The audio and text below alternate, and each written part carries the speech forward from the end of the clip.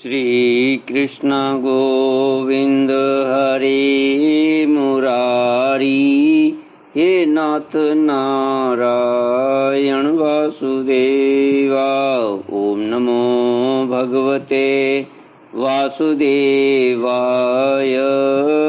ओम नमो भगवते वासुदेवाय। सच्चिदानंद रूपाय विश्वोत्पत्त्यादिहेतुवे तापत्रय विनाशाय श्रीकृष्णाय वयं नमः। श्रीकृष्णाय वयं नमः। सच्चित आनंद स्वरूप परमात्मा जो सृष्टि की उत्पत्ति, पालन और प्रलयकारी हैं तथा जीवों के आध्यात्मिक आदि दैविक आदि भौतिक तापों को नष्ट करने वाले हैं, अर्थात जीवों के मानसिक, शारीरिक और भौतिक दुखों को दूर करने वाले हैं, उन श्री कृष्ण भगवान को हम नमस्कार करते हैं। श्री कृष्ण गोविंद हरे मुरारी, हे नाथ नारायण वासुदेव। श्रीमद्भागवत दशम स्कंद अथाशीतितमोऽध्याय। 80वां अध्याय। राजो उवाच भगवन् यानि चान्यानि मुकुन्दस्य महात्मनः वीर्याण्यनन्तवीर्यस्य श्रोतुम् इच्छामहे प्रभो। को नु श्रुत्वा सकृद् ब्रह्मन्नुत्तमश्लोक सत्कथाः विरमेत विशेषज्ञो विष्णु काममार्गणैः। कृष्ण के द्वारा सुदामा जी का स्वागत।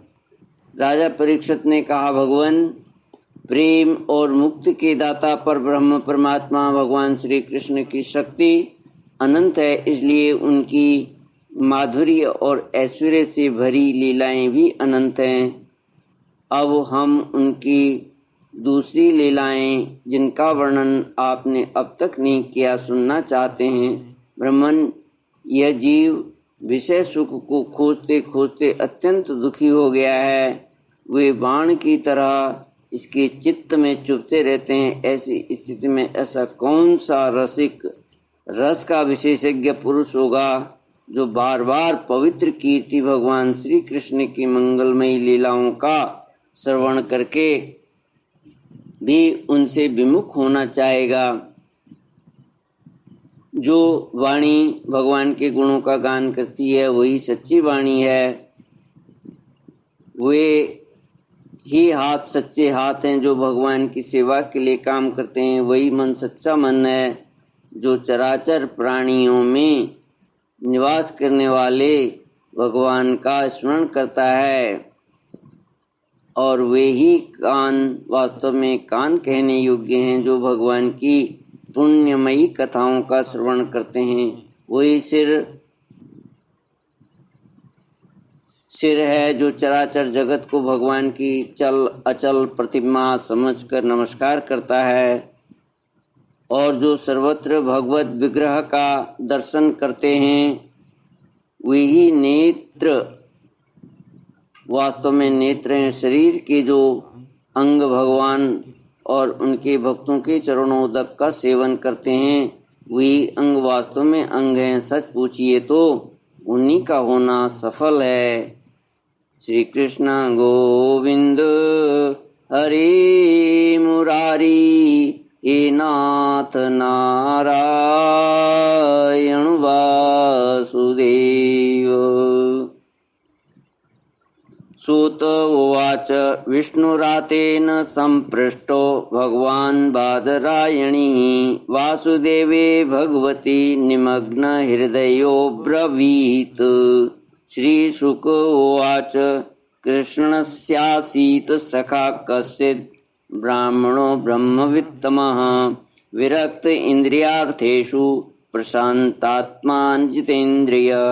सूजी कहते हैं, सौनकादि ऋषियों, जब राजा परीक्षित ने इस प्रकार प्रश्न किया तब भगवान श्री सुखदेव जी का हृदय भगवान श्री कृष्ण में तल्लीन हो गया। उन्होंने परीक्षित से इस प्रकार कहा। श्री सुखदेव जी ने कहा, परीक्षित, एक ब्राह्मण भगवान श्री कृष्ण के परम मित्र थे। वे बड़े ब्रह्मज्ञानी, विषयों से विरक्त, शांत चित्त और जितेंद्रिय थे। वे ग्रस्त होने पर भी किसी प्रकार का संग्रह परिग्रह न रखकर प्रारब्ध के अनुसार जो कुछ मिल जाता उसी में संतुष्ट रहते थे। उनके वस्त्र तो फटे पुराने थे ही, उनकी पत्नी के भी वैसे ही थे। वह भी अपने पति के समान ही भूख से दुबली हो रही थी। एक दिन दरिद्रता की प्रतिमूर्ति दुखिनी पतिव्रता भूख के मारे कांपती हुई अपने पति के पास गई और मुरझाए हुए मुंह से बोली, भगवान, साक्षात लक्ष्मीपति भगवान श्री कृष्ण आपके सखा हैं। वे भक्तवांछा कल्प तरु शरणागत वत्सल और ब्राह्मणों के परम भक्त हैं। परम भाग्यवान आर्यपुत्र, वे साधु संतों के, सत्पुरुषों के एकमात्र आश्रय हैं। आप उनके पास जाइए। जब वे जानेंगे कि आप कुटुंबी हैं और अन्न के बिना दुखी हो रहे हैं तो वे आपको बहुत सा धन देंगे। आजकल वे भोज, वृषणी और अंधक वंशी यादवों के स्वामी के रूप में द्वारका में ही निवास कर रहे हैं और इतने उदार हैं कि जो उनके चरण कमलों का स्मरण करते हैं, उन प्रेमी भक्तों को वे अपने आप तक का दान कर डालते हैं। ऐसी स्थिति में जगत गुरु भगवान श्री कृष्ण अपने भक्तों को यदि धन और विषय सुख, जो अत्यंत वांछनीय नहीं है, दे दें तो इसमें कौन सी आश्चर्य की बात है। इस प्रकार जब उन ब्राह्मण देवता की पत्नी ने अपने पति से कई बार बड़ी नम्रता से प्रार्थना की, तब उन्होंने सोचा कि धन की तो कोई बात नहीं है, परंतु भगवान श्री कृष्ण का दर्शन हो जाएगा, यह तो जीवन का बहुत बड़ा लाभ है। यही विचार करके उन्होंने जाने का निश्चय किया और अपनी पत्नी से बोले, कल्याणी, घर में कुछ भेंट देने योग्य वस्तु भी है क्या? यदि हो तो दे दो। तब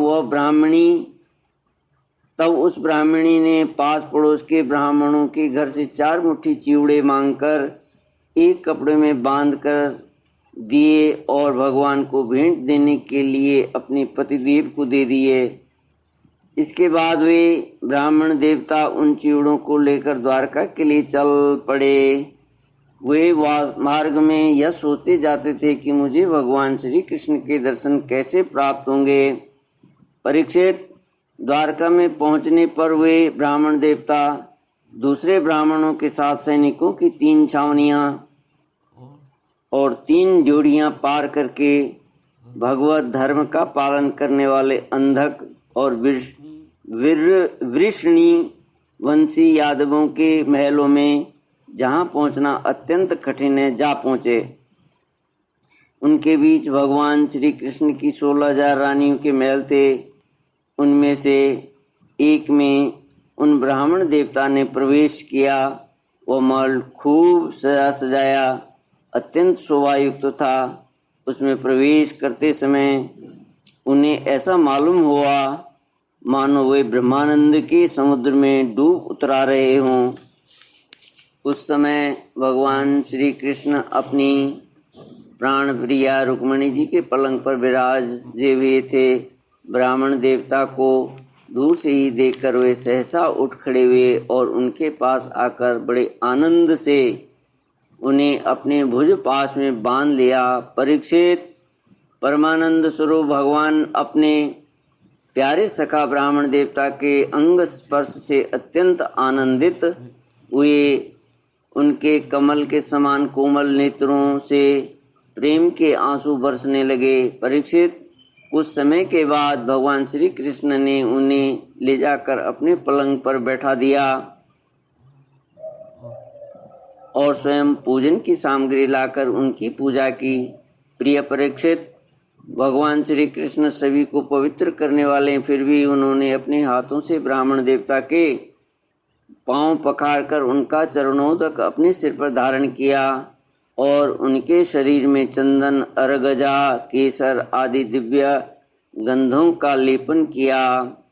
फिर उन्होंने बड़े आनंद से सुगंधित धूप और दीपावली से अपने मित्र की आरती की। इस प्रकार पूजा करके पान एवं गाय देकर मधुर वचनों से भले पधारे ऐसा कहकर उनका स्वागत किया। ब्राह्मण देवता फटे पुराने वस्त्र पहने हुए थे। शरीर अत्यंत मलिन और दुर्बल था। देह की सारी नसें दिखाई पड़ती थी। स्वयं भगवती रुक्मिणी जी चंवर डुलाकर उनकी सेवा करने लगी। अंतःपुर की स्त्रियां यह देखकर अत्यंत विस्मित हो गईं कि पवित्र कीर्ति भगवान श्री कृष्ण अतिशय प्रेम से इन मैले कुचले अवधूत ब्राह्मण की पूजा कर रहे हैं। वे आपस में कहने लगीं, इस नंग धड़ंग निर्धन निंदनीय और निकृष्ट भिखमंगे ने ऐसा कौन सा पुण्य किया है जिससे त्रिलोकी गुरु श्रीनिवास श्री कृष्ण स्वयं इसका इतना आदर सत्कार कर रहे हैं। देखो तो सही, इन्होंने अपने पलंग पर सेवा करती हुई स्वयं लक्ष्मी रुक्मिणी जी को छोड़कर इस ब्राह्मण को अपने बड़े भाई बलराम जी के समान हृदय से लगाया है।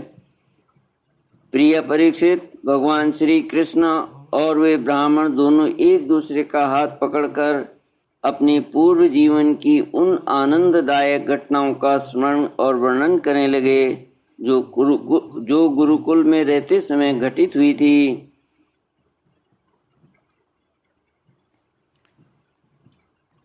श्री कृष्ण गोविंद हरि मुरारी, हे नाथ नारायण वासुदेव। श्री भगवान उवाच, अपि ब्रह्मन् गुरुकुलात् भवता लब्ध दक्षिणात् समावृत्तेन धर्मज्ञ भार्योढ़ा सदृशी न वा। भगवान श्री कृष्ण ने कहा, धर्म के मर्मज्ञ ब्राह्मण देवता गुरु दक्षिणा देकर जब आप गुरुकुल से लौट आए तब आपने अपने अनुरूप स्त्री से विवाह किया या नहीं। मैं जानता हूँ कि आपका चित्त गृहस्थी में रहने पर भी प्राय विषय भोगों में आसक्त नहीं है। विद्वान, यह भी मुझे मालूम है कि धन आदि में भी आपकी कोई प्रीति नहीं है। जगत में बिरले ही लोग ऐसे होते हैं जो भगवान की माया से निर्मित विषय संबंधी वासनाओं का त्याग कर देते हैं और चित्त में विषयों की तनिक भी वासना न रहने पर भी मेरे समान केवल लोक शिक्षा के लिए ही कर्म करते रहते हैं। ब्राह्मण शिरोमणि, क्या आपको उस समय की बात याद है जब हम दोनों एक साथ गुरुकुल में निवास करते थे? सचमुच गुरुकुल में ही द्विजातियों को अपनी ज्ञातव्य वस्तु का ज्ञान होता है, जिसके द्वारा वे अज्ञानांधकार से पार हो जाते हैं। मित्र, इस संसार में शरीर का कारण जन्मदाता पिता प्रथम गुरु है। उसके बाद उपनयन संस्कार करके सत्कर्मों की शिक्षा देने वाला दूसरा गुरु है, वह मेरे ही समान पूज्य है। तदनंतर ज्ञानोपदेश करके परमात्मा को प्राप्त कराने वाला गुरु तो मेरा स्वरूप ही है। वर्णाश्रमियों के ये 3 गुरु होते हैं। मेरे प्यारे मित्र, गुरु के स्वरूप में स्वयं मैं हूँ। इस जगत में वर्णाश्रमियों में जो लोग अपने गुरुदेव के उपदेशानुसार अनायासी भवसागर पार कर लेते हैं, वे अपने स्वार्थ और परमार्थ के सच्चे जानकार हैं। प्रिय मित्र, मैं सबका आत्मा हूँ, सबके हृदय में अंतर्यामी रूप से विराजमान हूँ। मैं गृहस्थ के धर्म पंच महायज्ञ आदि से ब्रह्मचारी के धर्म उपनयन वेदाध्ययन आदि से वानप्रस्थी के धर्म तपस्या से और सब ओर से उपरत हो जाना इस सन्यासी के धर्म से भी उतना संतुष्ट नहीं होता जितना गुरुदेव की सेवा शुश्रूषा से संतुष्ट होता हूँ। ब्राह्मण, जिस समय हम लोग गुरुकुल में निवास कर रहे थे उस समय की बात, वह बात आपको याद है क्या? जब हम दोनों एक दिन हमारी गुरु पत्नी के ईंधन लाने के लिए, गुरु पत्नी ने ईंधन लाने के लिए जंगल में भेजा था। उस समय हम लोग एक घोर जंगल में गए हुए थे और बिना ऋतु के ही बड़ा भयंकर आंधी पानी आ गया था। आकाश में बिजली कड़कने लगी थी। तब तक सूर्यास्त हो गया था। चारों ओर अंधेरा ही अंधेरा फैल गया था। धरती पर इस प्रकार पानी ही पानी हो गया कि वहाँ कहाँ गड्ढा है कहाँ किनारा इसका पता ही न चलता था। वह वर्षा क्या थी? एक छोटा मोटा प्रलय ही था। आंधी के झटकों और वर्षा की बौछारों से हम लोगों को बड़ी पीड़ा हुई। दिशा का ज्ञान न रहा। हम लोग अत्यंत आतुर हो गए और एक दूसरे का हाथ पकड़कर जंगल में इधर उधर भटकते रहे। जब हमारे गुरुदेव सांदीपनी मुनि को इस बात का पता चला तब वे सूर्य उदय होने पर अपने शिष्य हम लोगों को ढूंढते हुए जंगल में पहुँचे और उन्होंने देखा कि हम अत्यंत आतुर हो रहे हैं। वे कहने लगे, आश्चर्य है पुत्रों, तुम लोगों ने हमारे लिए अत्यंत कष्ट उठाया। सभी प्राणियों को अपना शरीर सबसे अधिक प्यारा होता है, परंतु तुम दोनों उसकी भी परवाह न करके अपनी सेवा, हमारी सेवा में संलग्न रहे। गुरु के ऋण से मुक्त होने के लिए सत्सत्यों का इतना ही कर्तव्य है कि वे विशुद्ध भाव से अपना सब कुछ और शरीर भी गुरुदेव को सेवा में समर्पित कर दे। द्विज शिरोमणियों, मैं तुम लोगों से अत्यंत प्रसन्न हूँ। तुम्हारे सारे मनोरथ, सारी अभिलाषाएं पूर्ण हों और तुम लोगों ने हमसे जो वेदाध्ययन किया है वह तुम्हें सर्वथा कंठस्थ हो रहे, वह तुम्हें सदा कंठस्थ रहे तथा इस लोक एवं परलोक में कहीं भी निष्फल न हो। प्रिय मित्र, जिस समय हम लोग गुरुकुल में निवास कर रहे थे, हमारे जीवन में ऐसी ऐसी अनेकों घटनाएं घटित हुई थी। इसमें संदेह नहीं कि गुरुदेव की कृपा से ही मनुष्य शांति का अधिकारी होता है और पूर्णता को प्राप्त करता है। श्री कृष्ण देवता ने कहा, देवताओं के आराध्य देव जगत गुरु श्री कृष्ण, भला अब हमें क्या करना बाकी है? क्योंकि आपके साथ जो सत्य संकल्प परमात्मा हैं, हमें गुरुकुल में रहने का सौभाग्य प्राप्त हुआ था। प्रभु, छंदोमय वेद, धर्म, अर्थ, काम, मोक्ष चतुर्विध पुरुषार्थ के मूल स्रोत हैं और वे हैं आपके शरीर। वही आप वेदाध्ययन के लिए गुरुकुल में निवास करें। यह मनुष्य लीला का अभिनय नहीं तो और क्या है। श्री कृष्ण गोविंद हरे मुरारी, हे नाथ नारायण वासुदेव। इति श्रीमद्भागवते महापुराणे पारमहंस्यां संहितायां दशमस्कन्धे उत्तरार्धे श्री दाम चरिते शीतितमोऽध्यायः। ओम पूर्णमद पूर्णमिदं पूर्णात् पूर्णमुदच्यते पूर्णस्य पूर्णमादाय पूर्णमेवावशिष्यते। ओम शांति शांति शांति। हरि ओम। श्री गुरुभ्यो नमः। हरि ओम।